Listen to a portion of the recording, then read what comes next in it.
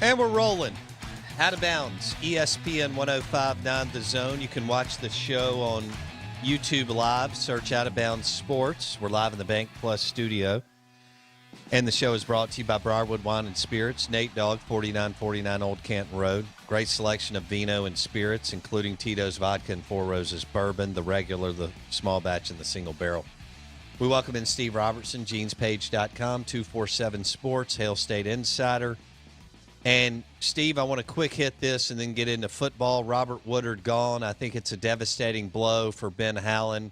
And I think with Woodard, they had a pretty darn good shot to make the tournament because Woodard and Stewart together would have been what I consider this day and age premier college basketball players.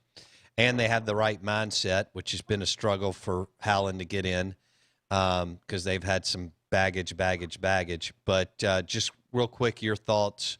I know you're not a big Howland guy. I actually think he's doing some good things. We'll agree to disagree there. Your thoughts on Woodard to the NBA? Yeah, well, I mean, you certainly wish Robert the best, but I agree. I mean, this is absolutely devastating for Mississippi State season. But to be fair, you know, you don't really know what kind of hand you got with a lot of these newcomers in. But let's be honest, if you're having to depend on a lot of newcomers, you're probably not a very good situation. But, right.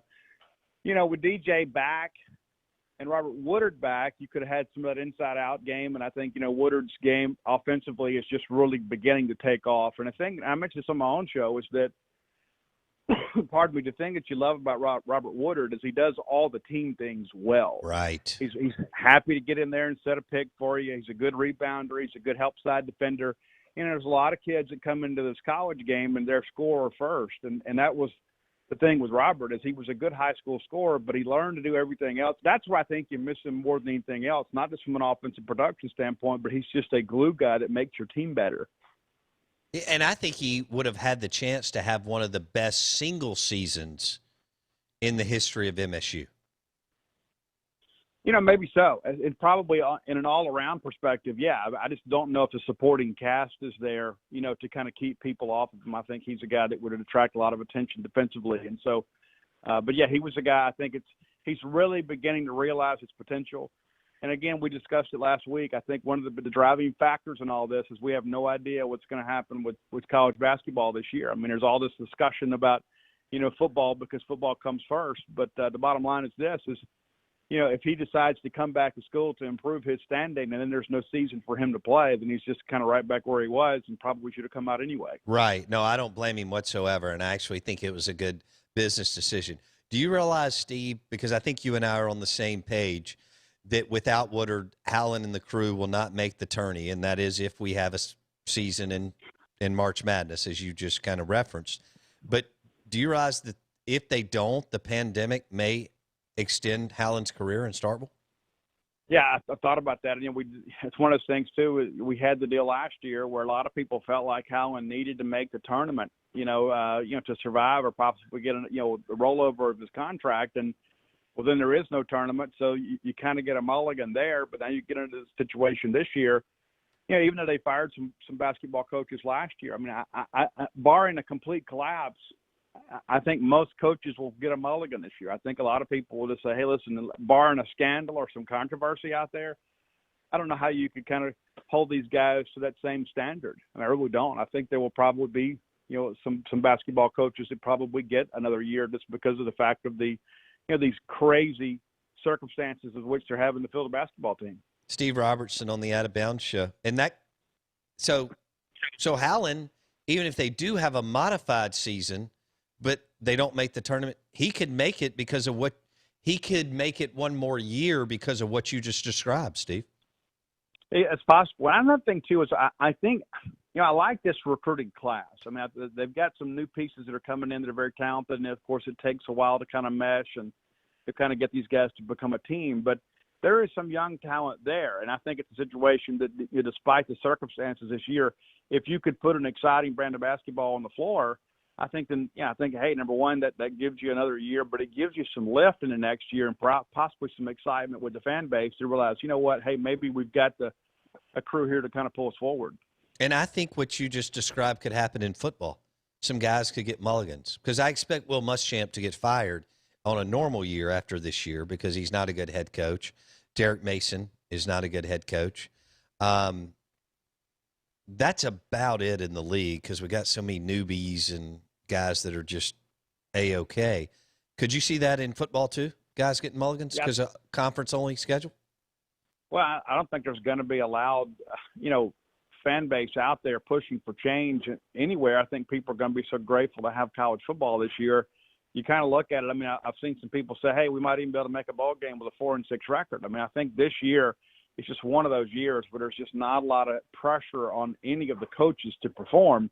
And, of course, there's going to be a lot of pressure that goes with a job in and of itself. It's to kind of keep your team safe and that sort of thing. But the bottom line is there's just, a lot of people out there that, are coaching college football. And I think they have an opportunity this year to really just kind of remind people what matters most rather than get all caught up in, wins and losses. And at the end of the day, we all want to play college football. But I just can't see it in good conscience anybody coming out and saying, okay, we're going to fire this guy because he didn't win enough games this year. Yeah, wow. And I don't know if college presidents and ADs, Steve, will have the appetite to pay out $4 million, $6 million, $8 million, or whatever is left on some of these contracts.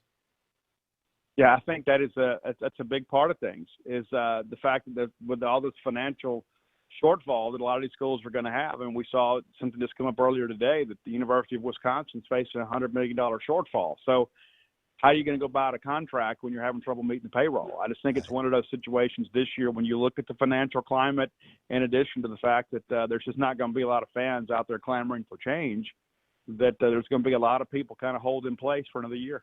We'll need to bring Steve back tomorrow because I only have another minute. Steve, it sure looks like the conferences are kind of jockeying against each other. The Big Ten drops their schedule today. They're going to start 23 days before the Southeastern Conference. Isn't that crazy? I got about a minute. It is crazy, but it's one of those things, too. I think everybody wants eyeballs on their team, and they want to be able to generate some TV revenue and kind of, hold up their end of those contracts. And so, yeah, I think – but Greg Sankey, too, I think is smart in this respect that you're kind of making sure you put the safety and health of the student athletes and the staffers first. And if there is going to be some type of hotspot outbreak, it'll happen somewhere else. Extra publicity for the Big Ten, Steve. They're going to get 3 weekends because, they've been dominated by the Southeastern Conference the last 15-plus years. So it will be interesting. And it'll be it's hindsight 2020. We'll be able to do this as far as Monday morning quarterback this, but who made the right play? Commissioner Warren, Commissioner Sankey. It looks like the Big Ten will have more maybe wiggle room to stop and start than the SEC by starting later. Yeah, I think that's fair too. And I think, the SEC has that December 12th weekend that they can kind of work around, that they need to have some makeup games, move things around. But the Big Ten clearly will get out first. I think that's going to help them from a branding standpoint, but also, too, as you mentioned, they've got a lot more freedom within the schedule to move things around if things get hairy. And 10, 20 seconds here. Are you watching anything right now? Are you watching any MLB, any NBA, any golf, any? Yeah. No golf, no NBA, but I am watching some MLB. And listen, it's good to have something back where they actually keep score on television that you actually have a vested interest in. So we'll leave it there. GenesPage.com, 247 Sports. Steve Robertson coming out with his new book this fall, Alpha Dog. Steve, we'll do it again tomorrow. Thanks, man. See you. That was fun. A little bit different direction with Steve. I like that. I thought we were going to talk football recruiting, but honestly, a lot of times that bores me. And that was a lot of fun. That was 9 minutes. Bam, bam, bam. That could happen, Blake. Howland could be extended because Cohen and Keenum will not have the appetite, even if it's only $2 million or $2.5 million, to pay out people because of the pandemic and the financial shortfall. Okay. Wow. We're going to do the SEC. We've got a great SEC Insider hit coming up next. It's powered by and driven by your next set of Continental tires at 49 Tire in Richland.